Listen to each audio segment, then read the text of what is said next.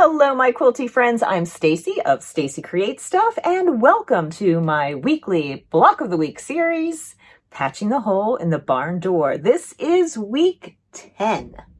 Yes, we're coming into the end here, and pretty excited. And I'm going to take it easy on you this week.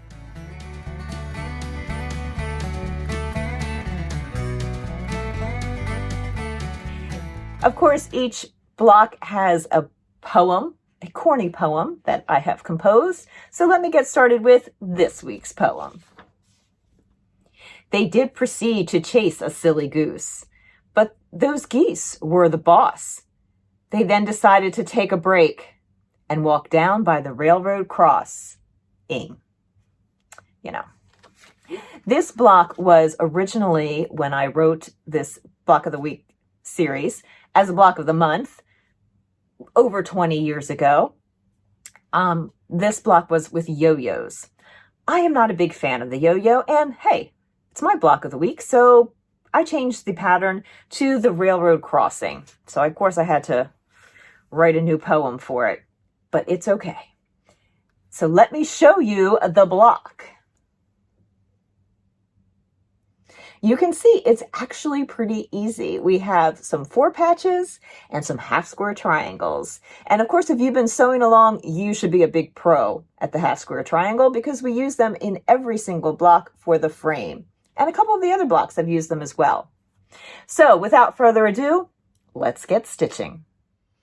These are the fabrics that I have for this week's block.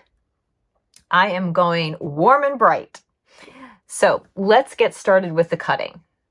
This is a pretty simple block, and it has 2 little 4 patches and 2 half square triangles. And I'm going to show you a little shortcut for cutting the 4 patches. So for the one fabric, I'm going to cut a 2-inch by 8-inch rectangle. And actually, the length of the strip can be longer than 8 inches. So my piece is longer. I'm just going to go ahead and cut off the 2 inches.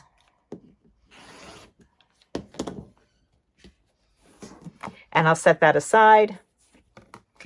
And then I also need a 2-inch strip from this piece of fabric. Again, it's longer than 8 inches.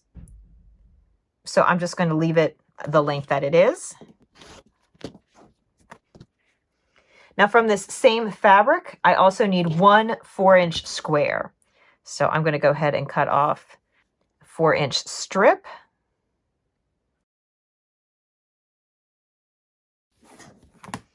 And then cut a 4-inch square off of that. And then from my last fabric, which is the bright yellow,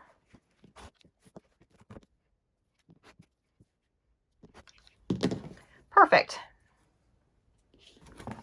All right.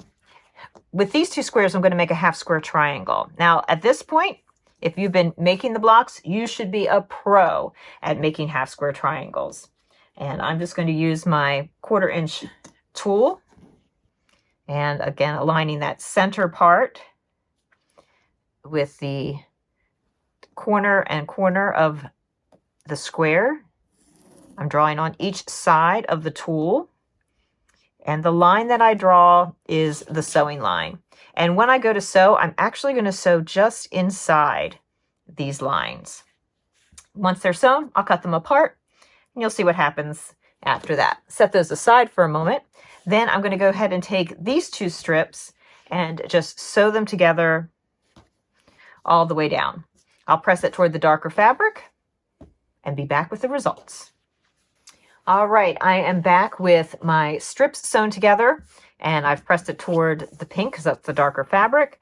And for this one, I'm going to go ahead and cut between the lines, making sure I'm not cutting any of the stitching. And then I can go ahead and press these open as well. Here are my half square triangles. I just need to trim those down to their appropriate size, which is 3.5 inches. I'm using my 8-inch bias square ruler to help with this on my rotating mat, because that also helps things quite nicely. So I've aligned the diagonal, and I'm making sure that I am past the 3.5-inch mark with the block.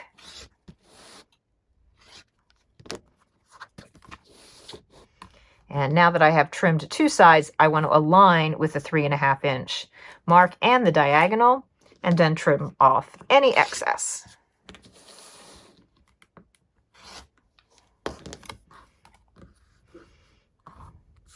All right, 1 down, 1 to trim.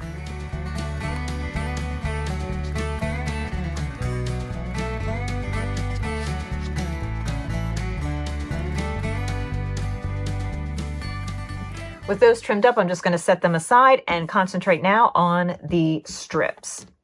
So I'm just going to even up the edge. And then I'm going to cut 2-inch segments off of the strips. I need a total of 4 segments.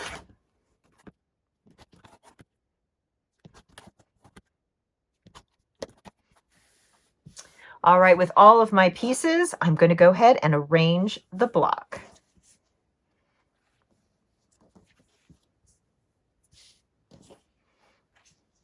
This block has a diagonal line of one of the colors. Then we're going to put that there. That will go there, and that will complete the block. Now, how it gets sewn together. First, I need to sew my 4 patches together. Then I will sew the 4 patches to the blocks in rows, and then I will finish with sewing the whole thing.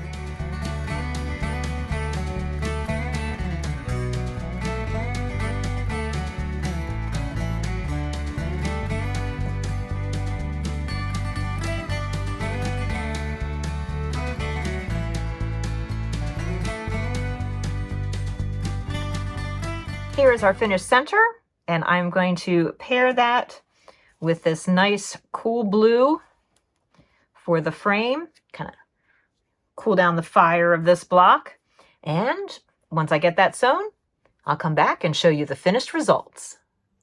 And here it is once again, the finished block. I really like this one too. I like the bright, bright colors in the center, subdued by the lovely light blue frame. This was a really fun block to make, and I could see a whole quilt with a railroad crossing. You can do some really interesting things with that. But that's for another time. If you would like the instructions for this block and all of the blocks in this series of 12 blocks, the link is in the description below to sign up for my email list.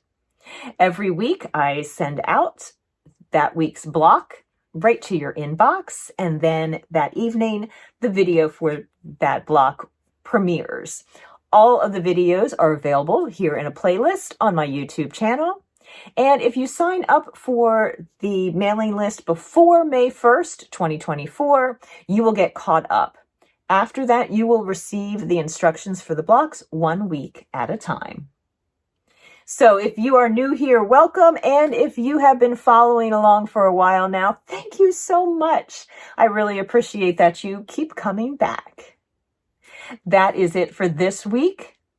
I am Stacy of Stacy Creates Stuff. I hope you have a very quilty week. Bye.